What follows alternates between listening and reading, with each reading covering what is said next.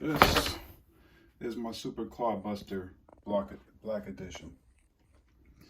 I built this about a month or two ago, and it pretty much lives up to the hype of, the reason I bought it. Growing up in the late 80s, early 90s, when the Clodbuster came out, it was the best thing on the block. And being into RC myself, I thought, man, I really like to have one, but my parents, they just couldn't afford to buy me one back then. And so when this one came out, I decided to go ahead and jump on it. Now, as you can see though, this is not a stock Clodbuster. I've updated or upgraded the shocks. It's got on axle steering because the standard axle kits are terrible. And if you can see in there, I don't have stock block gray cans motors.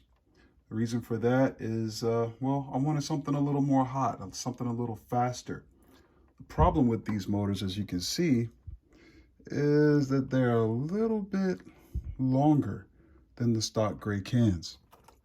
What that causes is for the motors to interfere with the trailing arms. And so what I've got, or what I decided to do, I always wanted to do this anyway, after driving the Clod in its stock form and enjoying it like that, not stock, but stock chassis form, I wanted to go ahead and upgrade the chassis. So to that end, I went out and I got myself a Crawford Performance Engineering Phoenix chassis kit. Now this chassis kit comes with a lot of parts and no instructions. And so what I thought that I would do is go on ahead and make a video showing how to assemble this kit and how to upgrade your Clod with it.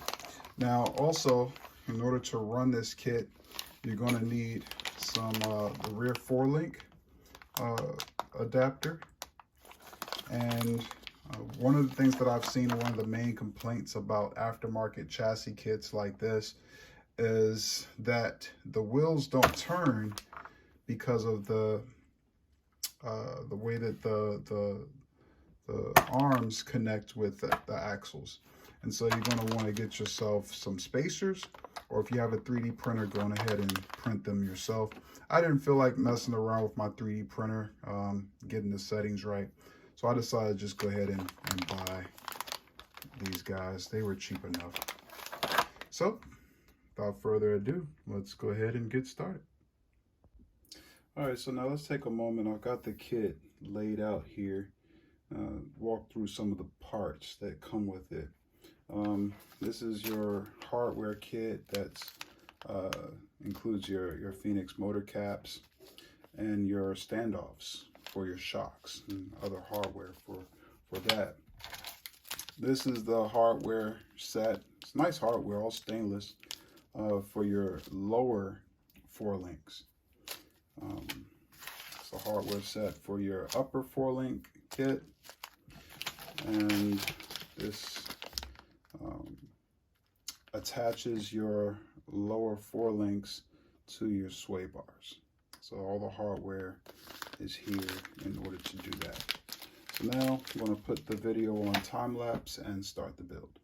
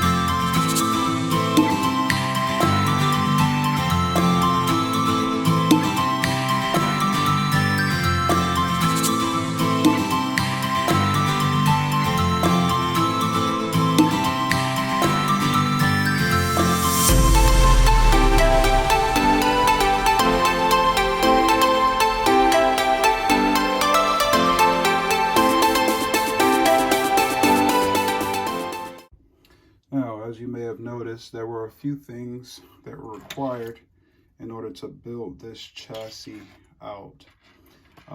First thing that I would definitely recommend that you have is a 5.5 millimeter tire iron.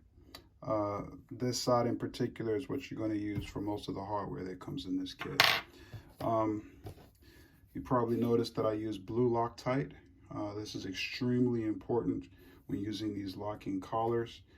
Anytime that you're screwing metal to metal, you want to use blue Loctite so that it doesn't shake loose in environments or situations like what we find our RC trucks in.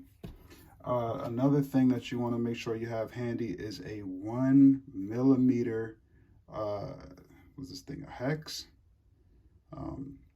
Yeah, because these locking collars are actually, they have 1 millimeter set screws. I normally keep always have a 1.5 millimeter and an actual tool that I utilize. I don't even remember why I had this 1 millimeter, but it definitely came in handy today. The last thing you're going to want is a set of needle nose pliers. These aren't the smallest, but you don't need the smallest in order to get this kit built. So now this is it for the most part. I still do have the battery trays that go along the base of this kit. I'm not sure if I want to use them yet. Then you've got your body mounting mechanisms. My body isn't here yet, so I'm still waiting on that. Also, again, as I mentioned earlier, you got your Phoenix caps, which I'll probably put a little bit of paint across the part that says Phoenix. And then your hardware for mounting your shocks. My shocks have not arrived yet, but once they do, I will continue this video. That's it for now. Thanks for watching.